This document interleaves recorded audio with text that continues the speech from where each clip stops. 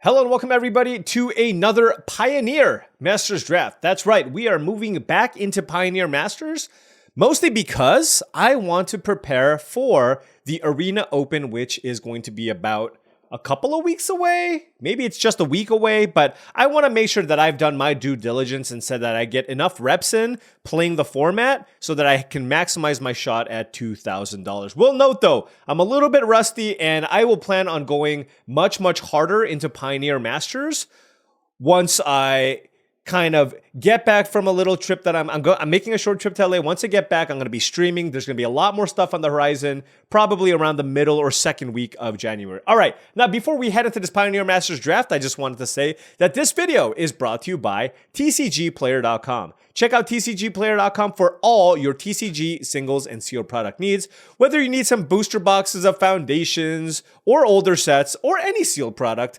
or singles to round out any constructed deck that you might be playing, make sure you check out tcgplayer.com and click that affiliate link in the description below. Additionally, check out heavyplay.com for premium Match the Gathering supplies and accessories. If you want top-of-the-line deck boxes, playmats, sleeves, dice boxes, life pads, and more, go to heavyplay.com/paulcheon. Additionally, they're going to be having a presence at all kinds of conventions. Make sure you swing by their booth and say hi and tell them Paul sent you for that discount as well. All right. You know, one thing that I haven't drafted yet. Oh, well, you know, I got to do it. I got it. Well, I was going to say one thing that I haven't drafted is the red-white aggro deck, and I do feel like I need to get used to drafting that format, that color combination, but I'm going to take Chromanticore. By the way, I mean, this is wild. Highest win rate card in Pioneer Masters is Chromanticore, which is ridiculous. I'm going to first pick this. I'm just going to force it. I'm going to draft Gates. I'm going to draft all the colors. I'm going to make this work. This card is that awesome. What is this card? There must be some kind of rotation here because last time I played, I don't remember seeing Touch of Moonglove. Target creature gets +1/+1 death touch. Whenever creature you lose 2 life. Okay. Nyxalis's Cruelty, I think, is the other clear option out of this pack. Best removal spell in the format, this plus Dreadbore. But we are first picking Chromanticore and having a good time. Hopefully. All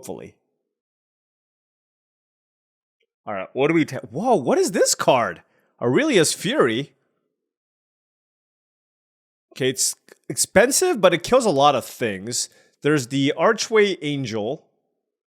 There's a Gate. And some mediocre cards. And there's a Skylasher, which is okay. Usually, if I'm going to play all the colors, I'm going to be a base green deck. Reach Protection from Blue seems pretty decent. I just don't think I need another really expensive creature. And I feel like this is a pretty nice one. If I do ever randomly play against a blue deck, it's quite nice. So I'm just going to take this as the nice, efficient creature to play. You can also take Essence Scatter, but why don't we take the Skylash? And Archway Angel, by the way, it's fine, but not something I value as highly in this type of archetype. All right, well, maybe I take it now. The thing is, you don't really have to take the Gates that early. You're just going to get enough of them in my experience. So let's take the payoff card there. I want to take the Skylasher. It's a cool rare. It's got the flash. It's got the reach. And I just feel like it does just enough for it to be worthy of playing in a deck that's looking to play the Chromanticore. But we're looking for Pilgrim's Eyes, District Guides, Voyaging Satyrs, cards of that nature, so that we can survive and get to the late game here. There's a Golgari Guildgate, which is also fine. I don't really need to take Opalate Gatekeepers here. What does Turn and Burn do? 2 damage to any target, or... Okay, so for 5 mana, I can kill anything. Mentor of the Meek is not really what this deck's trying to do. How good is this removal spell? Turn and Burn. You know what?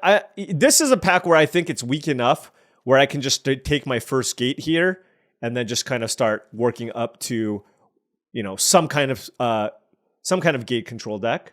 I don't really care about Quicken. The Phalagia Archaeologist, though, I really do like. There's also Dragmangler and Dimir Guildgate. Yeah. You know, I feel like generally in these types of decks, you're going to be a blue-green base. So let's take the Archaeologist here.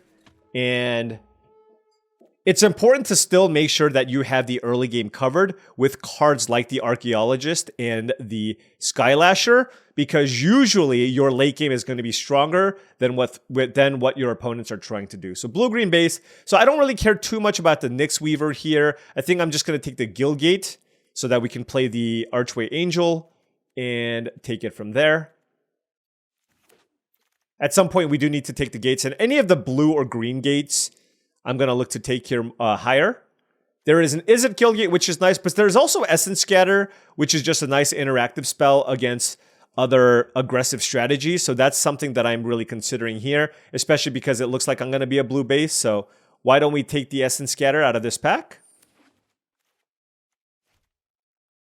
Not seeing too many of the gate payoff cards, but, you know, worst case scenario, we end up just drafting a normal blue deck, although I'd rather not.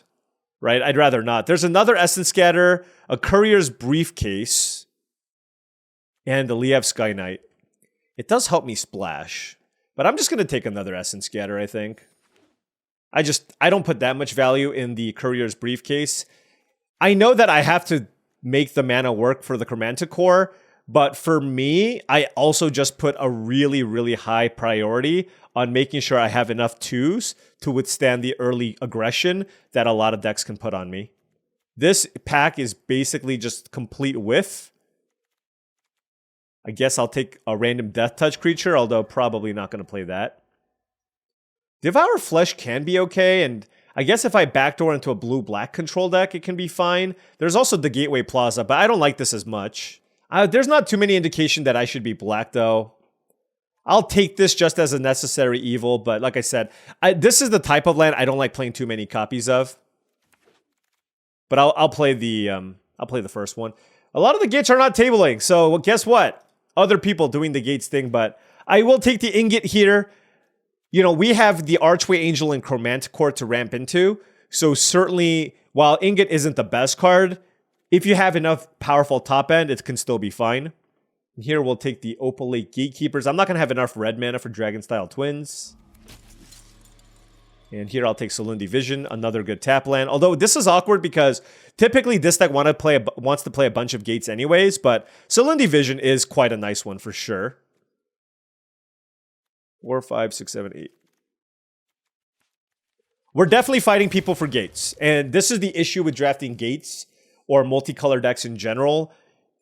Everybody just likes doing it, despite it not necessarily having the coolest win rate. I mean, you see, I'm doing it too, right? I'm part of the problem here. That's the issue. Not going to take Biden of Thassa. Don't really need a card like that or Cloudfin Raptor. Kral Harpooner seems fantastic. I also really like the Simic Guildgate, but Harpooner is absolutely incredible. Tonebound Lich is also great, but when in doubt, especially in a gate deck, you want to lean towards taking the 2-mana card if possible, and Kral Harpooner is a fantastic, fantastic 2-mana card. Here, Scourge of Valkis is simply uncastable with what we're trying to do. Anchor to the Ether is a decent interactive spell. It's a bounce effect, though. And then what else do we have? We have Savage Punch, which this doesn't quite look like a Savage Punch deck just because I'd have nothing to really punch. So it could just be Anchor to the Ether. It's my first interactive spell, and I'm kind of lacking that for now. So I'll take the Anchor to the Ether here.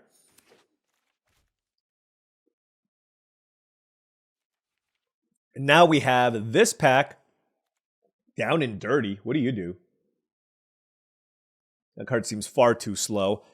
Probably just want another interactive spell. Curious if Gust of Wind or Anchor to the Ether is better. Not really interested in Lotleth Troll, just because we're not going to be a black-green base. I'm just going to take the cheaper card here again in the Anchor to the Ether. Green, definitely not that open. I mean, what is the pivot here if somehow we don't end up in the Chromanticore deck? I just don't know that we have enough cards. I didn't see a whole lot of black either. So is the option blue-white skies? But did we see a lot of blue? So what is even my second color that I'm supposed to be? Blue seemed like reasonably open. I'm not sure what the second color was. See, we just keep seeing blue cards here. Oh, District Guide. I mean, I'm going to slam this. Jesse and Thief is a solid card, but I'm definitely lower on it than I used to be. And District Guide obviously is fantastic here. Let's take that over the Guildgates here. We'll get more Guildgates. And besides, the District Guide is its own Guildgate here. And now I think it's the time to be responsible and take Simic Guildgate, the on-color gate here. Shipbreaker Kraken is just fine, but I have good top end already. So let's be responsible and take the Simic Guildgate. Noting that one of the Archway Angels that we saw early in pack number 1 just didn't table. So somebody's definitely looking to do that. Void Shatter is simply just a counter spell, so I'm not super interested in that. This pack does not have a whole lot for us. I don't really want to splash Liev Sky Knight. There's just nothing in blue and green that's looking all that interesting. There's a compulsory rest if I want to... I'm just going to take a Guildgate here. I mean, that's the thing. When in doubt, we can always just take the Guildgate for our deck. Ubulsar Gatekeepers, though, is a pretty decent payoff for gates. So I'm going to take that and try to make that work. And take that over the Golgari Guildgate. We have, what, 5 gates right now? Hoping to pick up a few more here. So we're like blue, green, black. I don't know if I want to splash Swift Reckoning, but the question is whether or not I should play Cerulean Vision or the Void Shatter. Double blue seems kind of hard, though, for this kind of deck. So I guess I'll just take Cerulean Vision, but noting that this is just, we're just getting really heavy on these tap lands here. Do I take Darksteel Ingot or another Essence Scatter? I mean, I guess it's another Essence Scatter, but at this point, I'm kind of really heavy on the Essence Scatters. But hey, this gives us 6 2-mana things to do, right? It gives us 6 2-mana things to do, so that's totally fine. 3, 4, 5, 6, 7, 14 cards, okay. Generally, my rule of thumb, and I've said this in the past, basically I'll play one extra, for every 2 spell lands, I'll play an extra land. So with 2 Cerulean Visions, I'll play 18 lands.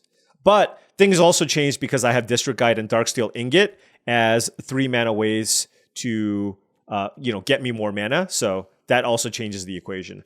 I'll take an Ingenious Ska, but certainly not looking to play that. Not really tabling anything here. I'll take Gust of Wind over Down in 30, I think. But I do feel like we're over-indexing on bounce effects here, so I just need to be careful about that. Slamming Simic Guildgate here. We definitely are in the market for some kind of payoff.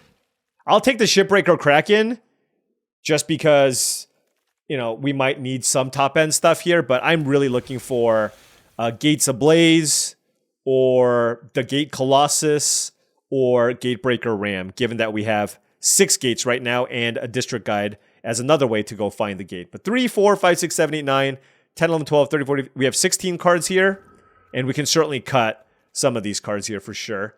Woodland Wanderer is pretty fantastic. What does Alive and Well do? Make a thing, no gain life. Don't really care about that. No good gate payoff. I mean, I assume it's just Woodland Wanderer. It gets +1/+1 counter for each color. I mean, this thing is just massive. Absolutely massive. I'm just going to take it here over the gate or anything else. It's a great win condition. The thing is, if you play this for 4 different colors, it's a 4-mana 6/6 Vigilance Trample creature. That is great, right? That is absolutely. And there's a Gatebreaker Ram. That is amazing. Rare missing out of this pack, but this is exactly what we wanted here. So first 2 picks in the last pack, really, really good start here. I definitely though, am in the market for more removal. All we have is a couple of Anchor to the Ethers, Gust of Wind, and Essence Scatters, and Ubulsar Gatekeepers. I need hard removal, so I'll be on the market for just ways to kill big things. My curve looks better when I do it like this. Let's just... Mentally, okay? Mentally. Okay. This does not seem like a very good Master of Waves deck, so I don't think I'm going to take it here. I have very few blue creatures, so it's not something that I want. There's a Jessian Thief. There's a Compulsory Rest. What's my mana fixing looking like? I might just need to take the Compulsory Rest just because I'm lacking hard removal, and it is a nice way to just kill something. It's that or Selesnya Guildgate, but I'm going to take the Compulsory Rest here, and this is more just me recognizing that I just don't have too many ways to kill big things. Oh my gosh, a 4th pick Gatebreaker Ram and a Gate Colossus. What's better? Oh no. I don't know. I mean, okay, here's my thought process. I have good top-end stuff already. This is a nice way to get some inevitability, but I can certainly use more cheap creatures to play. And for that reason, a Gate Colossus actually, surprisingly, has a slightly higher win rate, but I'm going to go with the Ram here. Just for curve purposes, I just need more creatures to play early, and that's why I'm choosing to play the Gatebreaker Ram. Now I'll take the Guildgate here. I don't need a 4th bounce spell, I don't think, in general. Bioblight is simply too hard to cast. And so I'm going to just take the Guildgate for the purposes of making the mana work for our deck. Is it another gate pick here? There's an Urban Evolution. What are we looking at as far as playables goes? 4, 5, 6, 7, 8, 9, 10, 11, 12, 13, 14, 15, 16, 17, 18, 19, 20. I can play 2 more cards. I can play Urban Evolution or Rakdos Guildgate. I'm just going to take another Guildgate, I think. Oh, I will take Pilgrim's Eye, though, over Golgari Guildgate. Pilgrim's Eye is excellent. Gets you exactly what you need. This is an interesting pack. Dreadbore just seems a little bit too hard to pull off here. Without, like, real... It's like, because blue-green are my 2 base colors, it's a double off-color card. So for that reason, I think I'm just going to take the Catacomb Sifter. I think this card is just better. It's a totally fine card to splash. Not really looking to take the Screecher. Do I really want to play triple Salundi Vision? Is there a limit to how many visions you can have? We shall see. We shall find out. Oh my gosh, that's another vision. Okay, and there's a Void Shatter and a Gust. I guess I'll take Gust of Wind. I don't need 4 Salundi Visions. Take Liev Sky Knight out of this pack. Liev Sky Knight's more of a blue-white tempo flyer card, so it's not really going to be that good here.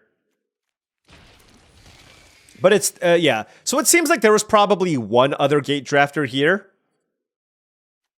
But I think this deck is okay, but it's definitely not as broken as the last Gates deck that we drafted, because that deck had a Kiora and a Sarkhan as well, and our top end is not nearly as impressive as it was in that one.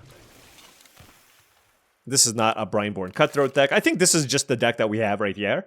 Wow, English. Right here. But I'm just curious what my playable situation is here. 1, 2, 3, 4, 5, 6, 7, 8, 9, 10, 11, 12, 16, 17. Of course, we have triple Salundi Vision, so we can just cut 2 islands. Probably just 3 islands. Just play 1 of each. And 2 forests. And this gives us 3, 4, 5, 6, 7, 8, 9. Whoops. Definitely don't want to do that. 3, 4, 5, 6, 7, 8, 9, 10, 11, 12, 13, 14, 17 lands. 17 lands plus District Guide, plus ingots, a Darksteel Ingot, plus Pilgrim's Eye. Seems like it's good enough here, I think. All right. The white and the black sources are totally fine. The question is whether or not I want to play this mountain, because the only thing that red is needed for is the Chromanticore. We have 2 Guildgates and a Gateway Plaza. If I can afford to, I will play it. Cutting a mountain for a green can work. I actually think this is a lot of tap lands. 3, 4, 5, 6, 7, 8, 9, 10, 11. So I'm going to cut, and I do want all the gates because I have a lot of the gate payoffs. So I'll cut one of the visions for 1 more island. Being able to get another untapped island seems nice anyways. Actually, the more that I think about it, I actually think the visions might just be bad. I only have 7 hits off the visions. So I just feel like I want more basics here. So let's just play another island. 4, 5, 6, 7. Just play 4 islands and another forest. And then just have more untapped lands. Seems pretty desirable here. And look, even if I don't play the mountain, I have 1, 2, 3, Darksteel Ingot 4, and District Guide 5. 5 ways to find a red source for the Chromanticore, which I do think is enough. And this just means that I can curve out a lot smoother, and I think that's going to generally be better for me. So let's give this a whirl. Let us give this a whirl. We're going for the smoother mana base here. All right, now before round 1 starts, I just wanted to say that if you've been enjoying all of this content and wanted to support the channel in another way, my Patreon is the best way to do so. That's patreon.com/paulcheon. I do want to give a special shout out to all the patrons. Thank you so much for all your support. It really does mean a lot and makes it so that I can continue making all of this content. Access to the Patreon will give you access to my Discord channel, which I do believe is a great way to up your limited game. If you want to stay ahead of the curve with Pioneer Masters Limited, that's where the direction I'm going to head as well. I think it's going to be an excellent resource. All right. Maybe I should play 1 vision. I don't know. All right. Let's go. Let's keep this, certainly. Great hand. We have the Gatebreaker Ram. It's a 4/4 Trampler on turn 3. How insane is that? Just get a blue source here with the Pilgrim's Eye.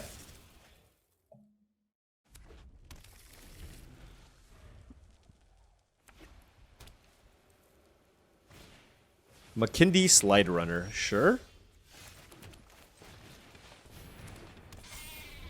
4/4 Vigilance Trample for 3 at uncommon.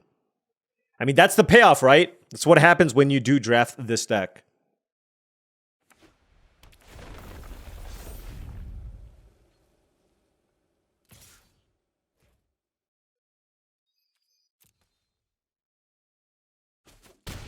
I mean, it seems like it's some kind of trick, so.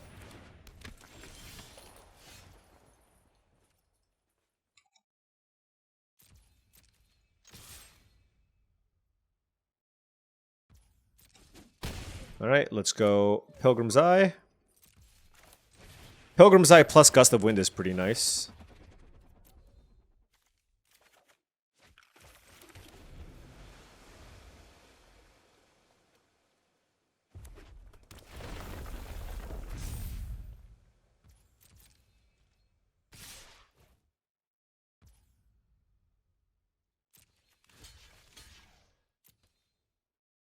Artful Maneuver?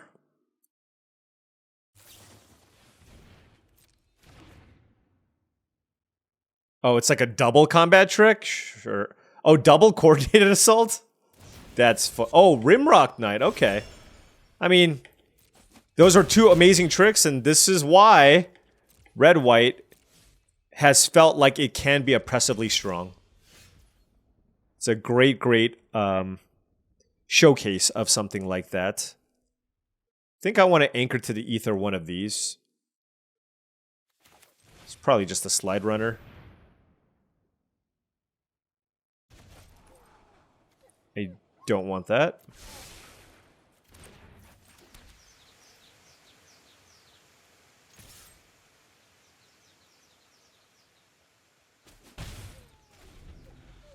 Oh, it puts it on top for sure. They don't even get the option. That's pretty nice. Well, the Angel is going to be pretty big at helping me stabilize this board, I will say. I wonder if I should hold off on it, though. I can just play the Shipbreaker Kraken here instead, and it's still a pretty big blocker.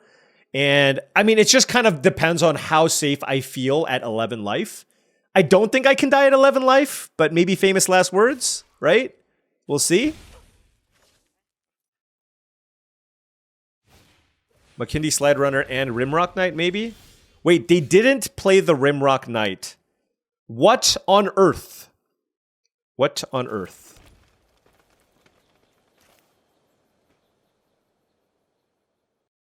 I mean, this thing is just so massive. I'm just going to play it.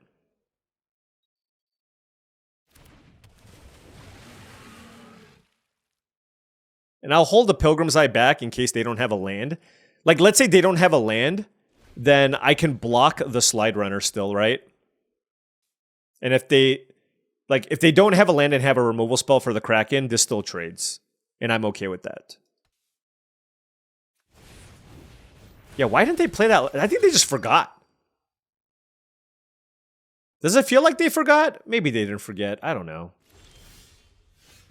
It's just very, very odd. I will say. What do you do exactly? Monstrosity 4. Okay.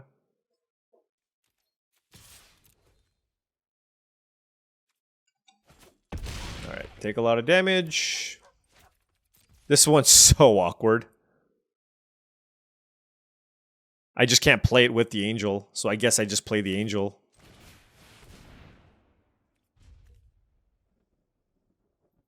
I mean, it's still not a bad spot to be, but obviously I would much rather gain an extra life. And that's why I like Gateway Plaza less. It's nice because it gives me a way to kill, you know... It gives me a way to make, like, a lot of mana, but, I mean, 3, 4, 5, 6, 7, 8, 9, 10, 11, 12, 13. I'd be pretty surprised if they can kill me here. Yeah, that's not going to do it. 4, 5, 6, 7, 8, 9. Yeah. And they're at 9 life. Like, I can just kill them, right? So, if they get overly aggressive, I can just go Gust of Wind attack you. So they have to be careful, obviously. Oh, that's what they had. It was the Ardenvale Tactician, I guess. But the life gain from the Angel, very, very pivotal here in this racing situation. They're at combat, so that means they can't play the land for the Slide Runner. Rimrock Knight is certainly attacking.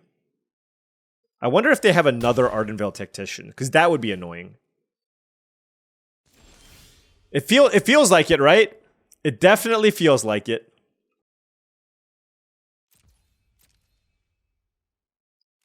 Wow.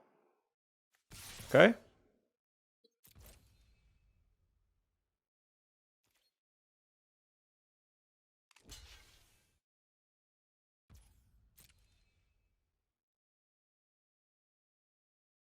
There's just no combat trick that lets this kill this, right? Yeah, okay.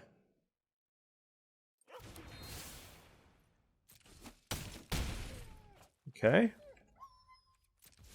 Now what? Bouncing this seems kind of rough. Maybe it's just the slide runner, I guess. Okay, we have Essence Scatter.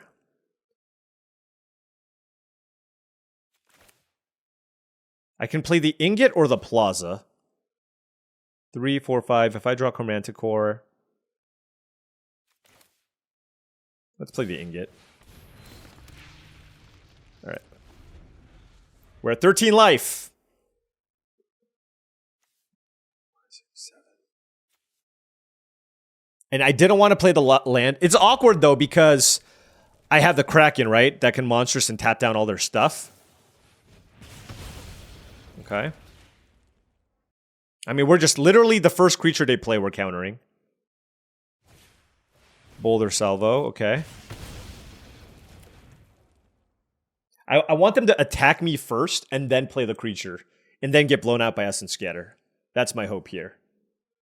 But I think what they're going to do is loot and then just attack with Rimrock Knight. And then the Shipbreaker Kraken will eat the Boundary Lance Ranger. We'll counter the McKinley Slide Runner. And we'll be in an okay spot.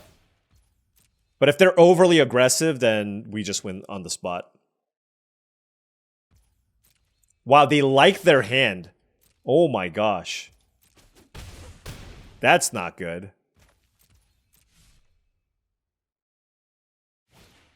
Okay, well they just died. Yeah, I don't know about that one. I guess any land also kills them, so it is what it is. All right. Able to beat the quote-unquote best archetype in the format. I think it's Boros and Rakdos are the two considered best. And we were able to be successful there. All right. I made a little swap. I added the two Salundi Visions back in. I forgot that I had the Philology Archaeologist. And I want to be able to hit off of that as well. And they work well together. So we're slowing things down just a little bit here. All right, which gate do I play? I suppose there's a white one because I have the compulsory rest. Okay. Oh, all right. Let's play the Simic one. I mean, if they play something, we can. Knight of the White Orchid, sure.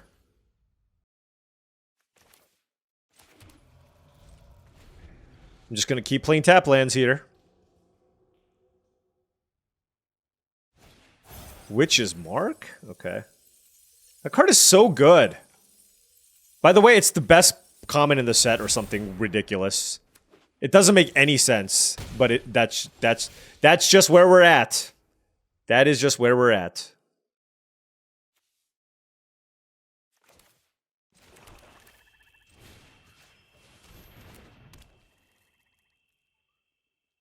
If they Sajiri Shelter me, I'm going to be pretty upset. They're Jeskai Sajiri Shelter deck. Okay, they're just sacrifice. That's fine. I'm okay with that. Alright, so now we have the Essence Scatter up, which is great. Oh, okay, well, we just lost. We just lost the game. We just lost the game. Well, we'll bounce it, I guess. I can Pilgrim's Eye and get. I can't get a mountain, huh? But I want an island. So let's go Pilgrim's Eye for an island.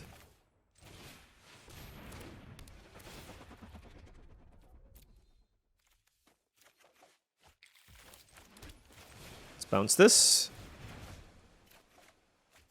And we are out of gas. I mean, it was a good tempo play from us. It was a good attempt. Oh, wow. Okay. Let's go. Alright, and then we go Gatebreaker Ram. Okay. Look at this. Look at how big this ram is. It's a freaking 6/6 trampler.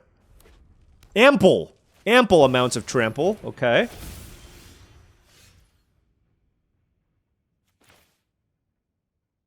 Let's play the Archaeologist. We whiffed. Play this. Alright. Are you gonna play creatures in your deck, buddy? Do you have creatures? I guess it's like a Jeskai Spells deck.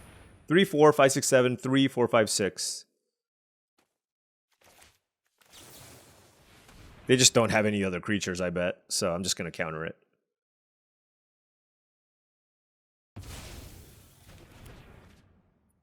They have not shown that they play creatures.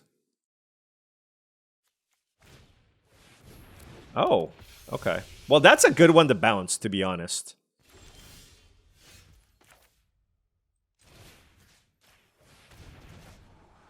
I will take the Chromanticore. I will take it. We are not going to cast Lundi Vision, at least until after the Chromanticore resolves. But I will hold it to save it, I think. Although I did draw a bunch of my spells. 3, 4, 5, 6, 7. I'll play one.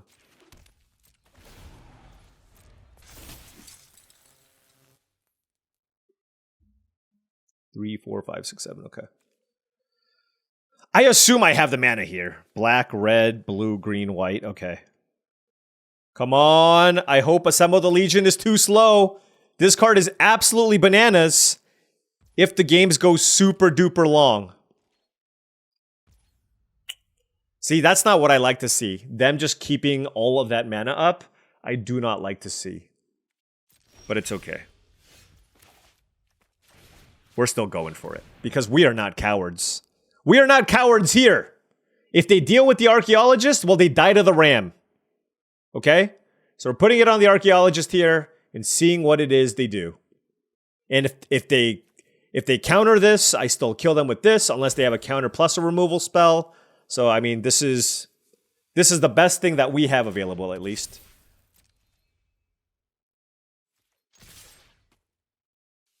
Wow, those Gust of Winds were really great draws. Stasis Snare on Chromanticore? Oh, interesting. I wouldn't have done that. This still comes into play. Like, okay. What a turn. What a turn, by the way. What a turn. I mean, if they have the answer to Chromanticore, then I'm in trouble, I guess. The fact, yeah, they had double interaction there. Triple interaction? Yeah, I mean. What can you do, right? What can you do, honestly? Nothing.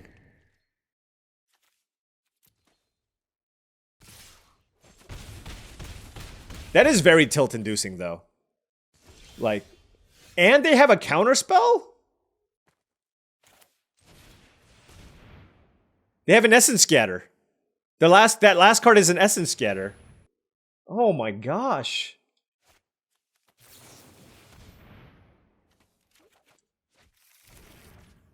Yeah, we're dead. I mean, our opponent played it well, I guess. They had all the removal spells. There's just not much I can do. Oh, wow. That was a frustrating loss, I will say. Oh my goodness. It's just like one of those instances where you're like, okay, I am super far ahead, right? There are just so many things that my opponents need to have for them to win. And you know what that was? 3 interactive spells. They needed 3 interactive spells to be able to win that game. And they had it. And they had it. But sometimes that'll happen. All right, what do we have here? All right, Simic Gilgate. Oh, our hand's great. Being on the draw, less good, but... Green, white. Okay.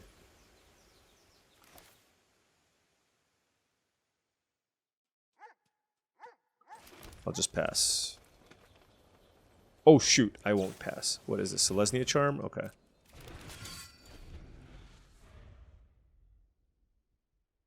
Guess I should have played the Archaeologist, huh?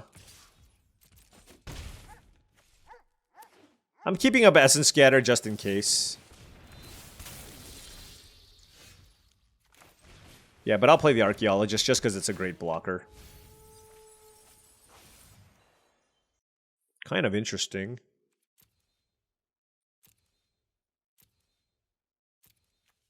I'll take the Ingot. Feels like I can use some more mana development with my hand. If I can draw another land, then being able to go Ingot plus Essence Scatter is really, really nice.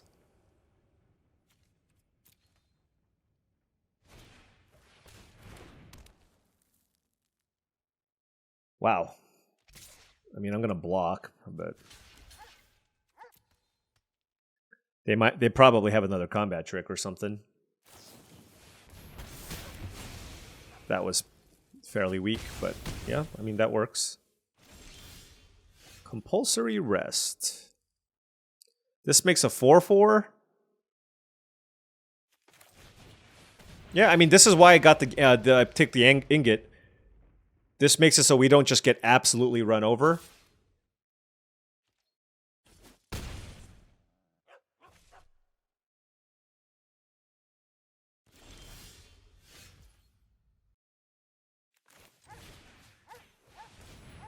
This is a good... Oh, you know what? They can sack it still, huh? Never mind. I was going to say that was a really good target for the compulsory rest because of the Audacity, but it's not actually.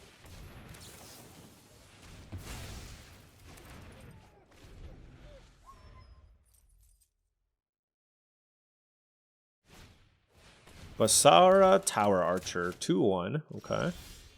Chromanticore. I think I want a double creature this turn. So let's go Gatebreaker Ram and Crawl Harpooner. That way, if they kill my Ram, I can still block the Tower Archer. And I kind of want them to kill my Ram. Okay. The reason why I want them to kill my Ram is because then it's more likely that my Chromanticore gets to get maximum value here.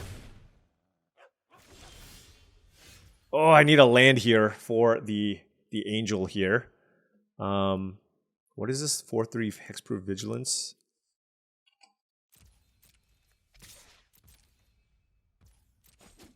Okay. I don't want to play this yet, do I? I mean, maybe I just do. Oh, no, I can't. I have Island Forest Guildgate. I can't actually even play it. Okay, so blue, green, red, white. There we go. That thing is huge! An absolute unit, as they say. We're at 7 life, though, so we gotta be careful. They seem to have lots of ways to push through damage.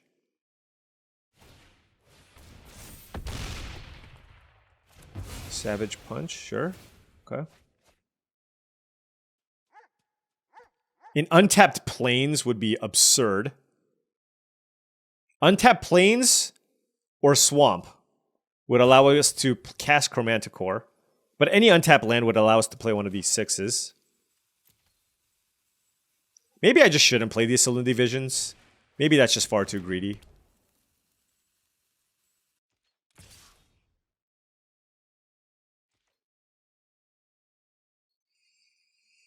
Ah, man. The problem is if they play this flyer, this actually it just becomes... But this has so much more upside. Alright. If they draw like a land here, it's really annoying. Yeah. Good for you. Oh, we drew the land! That is great!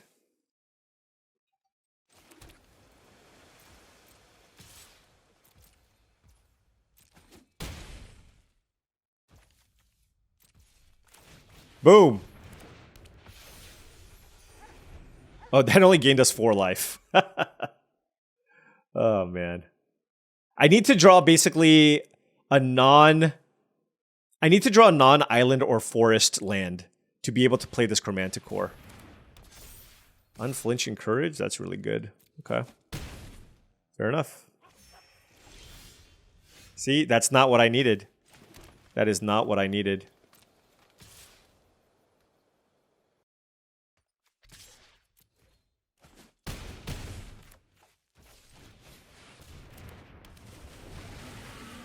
Basically, I'm just hoping they don't have another pump spell for their flyer, but I'm just trying to find a way here to push through enough damage. I'm just trying to find a way. I'm at 1. I need a different type of land so badly. Silk Wrap. Okay, I need to be able to cast this Chromanticore. Oh. Well, you know what? That's actually an answer. What am I saying? That is actually an answer.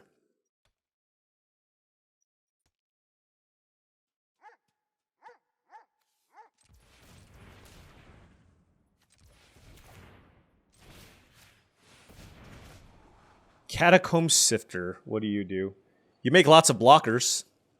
But I think I'd rather just have an untapped land. Although it just makes it so I can just block though. Okay, let's keep that on top. Do I attack? No, I'm gonna wait. Oh, what am I saying? They can tap my things. Never mind, I'm super dead. Gosh. Yeah, Ardenvel, yeah. Oh.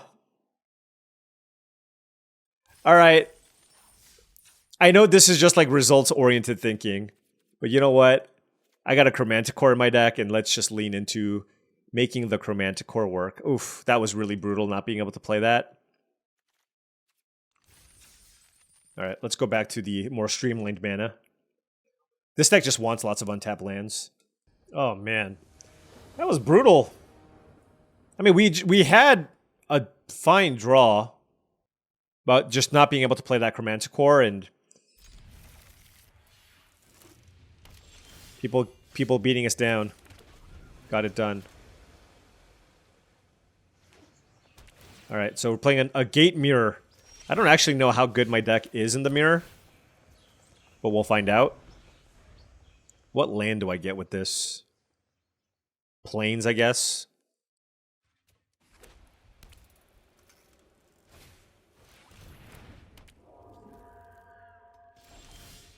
Certainly not island. And I have multiple forests, so yeah, let's get plains.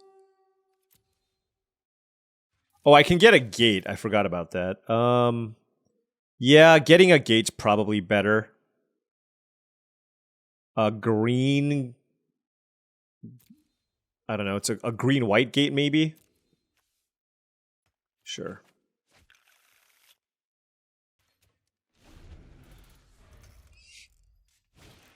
Read the bones. Oh, no! That's not what I want to see. Do I trade this? Probably. It's probably a fine trade.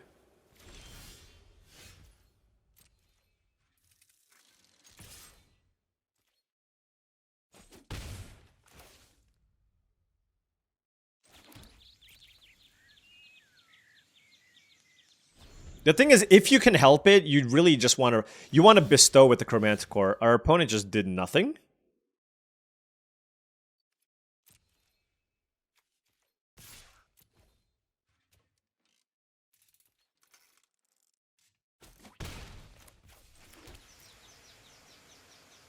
Did they just skip past their turn? I don't know. They probably just have a handful of, like, excellent removal, and I'm just not giving them good targets.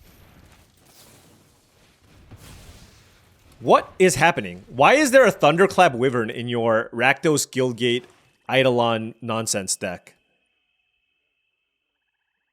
Could you explain this to me? You went really deep there, opponent.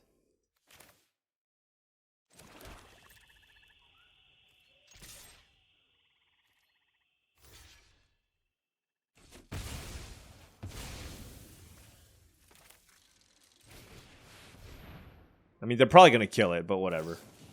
Oh, never mind. Of course. Of course they have Essence Scatter. Whatever. This deck is ridiculous. You know when I say no respect for the game? Yeah, that's just our opponent's deck here. Like, what in what world is this a splashable card? The Zendikar Incarnate. What? Zendikar Incarnate and Thunderclap Wyvern. How does that ever? How do those two ever belong in the same deck? And you know what? I'm probably gonna lose to it.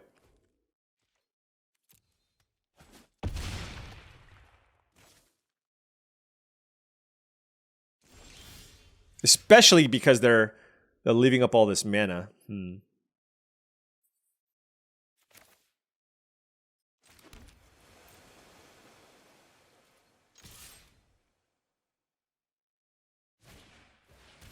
Oh, they have 2 spells in the yard? Sure.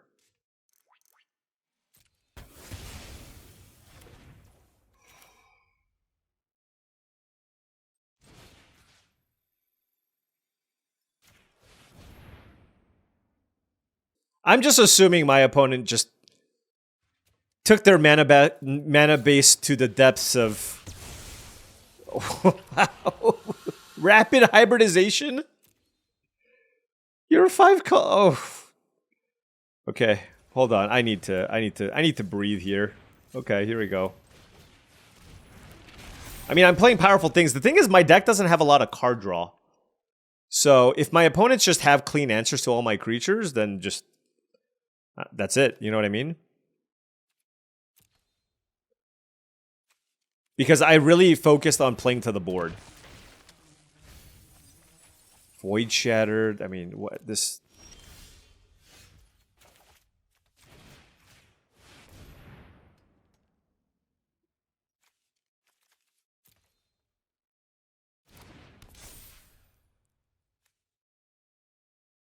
I mean, obviously they probably have some way to kill this, but okay. They had a tear. I mean, this is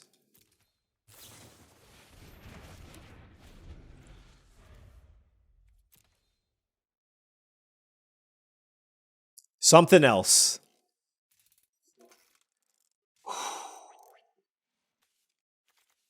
So they're blue,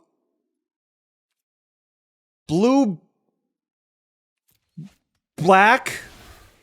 I don't know. I'm gonna lose to this deck. It's like they have good control cards. I just don't know why you have to like splash absolute nonsense. Is my thing. Like their deck is fine.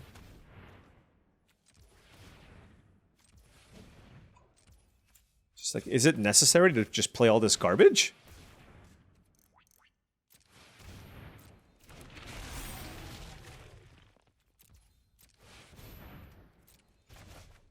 All right.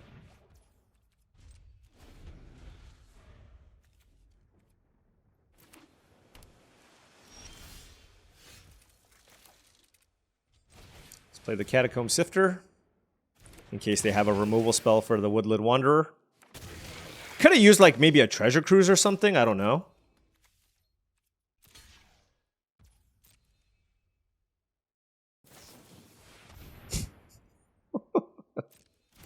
What the? I don't even get to scry. Oh my gosh. What the hell?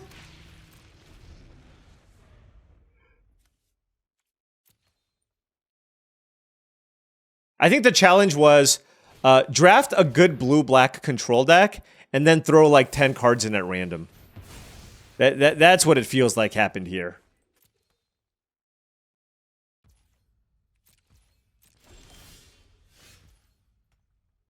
They have 28 cards in their... Wait, how many... Wait, they have 28 cards in their deck still? 3, 4, 5, 6, 7, 8, 9, 10, 11, 12, 13, 14, 15, 16, 17, 18... They're playing a they have a 47 card deck! Oh, what is happening? Okay.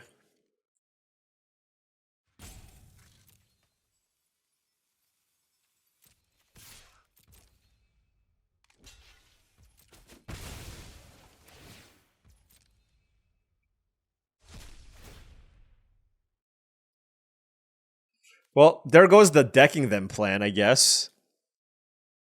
Better get back Zendikar Incarnate. I mean, look, it's huge.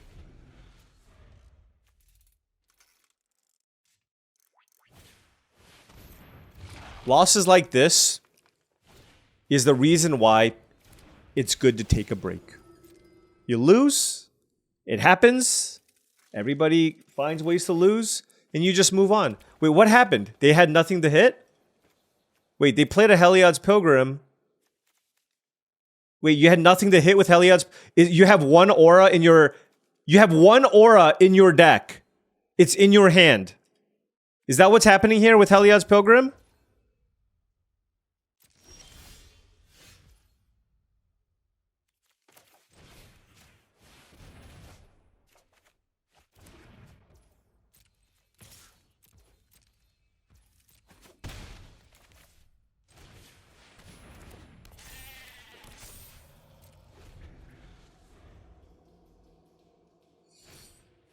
Okay. Our rams are the same size. Fair enough. I will attack with my ram and trade with your ram. Oh!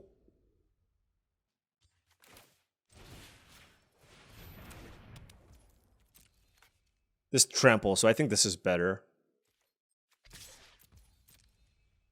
They're gonna block probably with the Incarnate. But then I get to trample over for damage, which is nice. And then when my ram dies, I can scry one. Okay, or not. That's fine. Maybe they have a way to give the Incarnate flying. But there's, I mean, I don't know that there's too much I can do. This thing doesn't trample. That's a good thing, right? If they have Chromanticore, so be it. Like, I'm not really beating... If Chromanticore was on the ram, I'm still probably losing, right? So...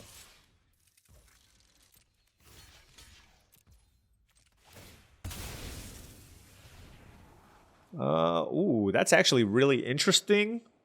But I don't think I want the Guildgate. It's weird because if they play a creature and the sizing is awkward, I would have liked the Guildgate. But I think I'd much rather just have a spell here, right? Anyways...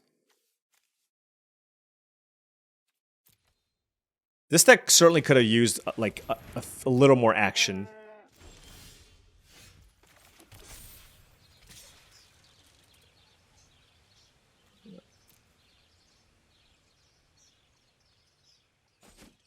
They just took it all?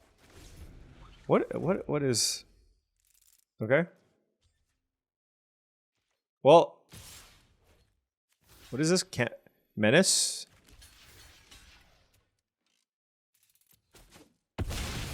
Alright, I'm at 7.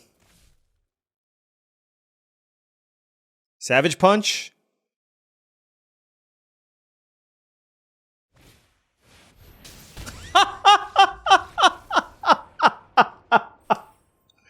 I died to Rakdos Return for 7! Oh my gosh!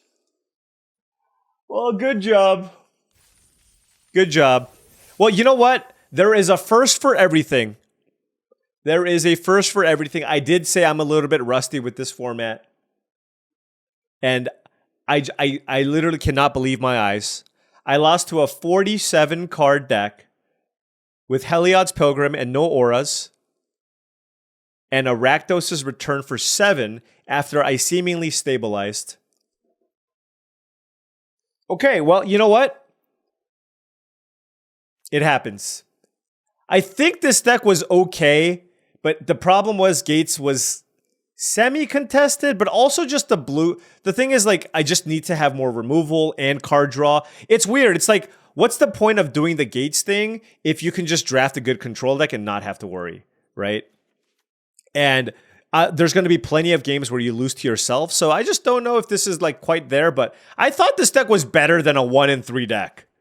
I had the Chromanticore. I had double Gatebreaker Ram. I had the Woodland Wanderer, right? I had, my mana curve was fine. If anything, my deck needed a Treasure Cruise or some card draw effect, I think. A Guild Summit would have been nice. Just something to keep the gas going, because I just kept prioritizing cheap things to do and just didn't have quite enough things to fight all the other mid-range decks, right? And that's the thing. This is a format where it can get really grindy. There's a bunch of mid-range decks, the Gates deck, the blue-black control deck with Possessed Scobs. There are just a lot of ways that people can try to go over the top of each other, which maybe that's the reason why just drafting red-white aggro or blue-red tempo, maybe that's just, or red-black, like maybe you just want to be proactive and just forget trying to fight that arms race of, hey, who's playing more ridiculous card draw spells in their deck, and just beat them down. And that could be the truth. That could be the answer. But obviously for me, as somebody who's getting just back into Pioneer Masters Draft, I want to kind of push the envelope here and see how slow or how fun I can make my decks and get away with it. And let me tell you, I was not able to get away with it here.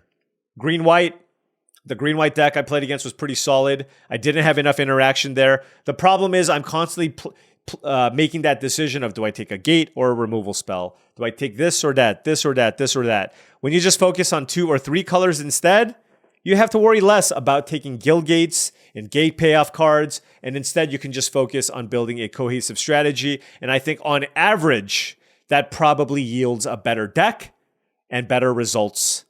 But you know what? I first picked the Chromanticore, I moved all in, and unfortunately this time we were not able to get there.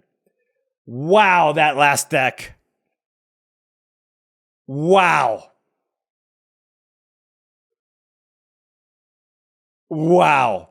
Okay, I'm done. That was okay. Thank you so much for watching. I really do appreciate it. Thank you so much. Hold on. I need to get my words. If you've enjoyed this content, make sure you smash that like and subscribe button. That would really mean a lot. Also, if you wanted to support the content in another way, my Patreon is the best way to do so. That's patreon.com/paulcheon. Shout out to all the patrons. Thank you so much. Check out tcgplayer.com for all your TCG singles and sealed product needs. Make sure you hit that like and subscribe. Oh no, see, I am messing up my outro. If you want, oh my gosh. If you want TCG singles and sealed product at the most competitive prices, go to tcgplayer.com. Make sure you click that affiliate link in the description below. Finally, check out heavyplay.com for all your Magic the Gathering supplies and sealed product needs. Whether or not it's booster, oh gosh, it's sleeves, deck boxes, playmats. I swear I know what they have. Life pads, etc. Check out heavyplay.com/paulcheon for 10% off your first order. That last deck, that last loss has me feeling a certain way. Whew. It's okay. I'm going to edit this another day. I'm going to let this one I'm going to just cool off a little bit, spend some time with my family. Happy New Year, everybody. I'll see you tomorrow.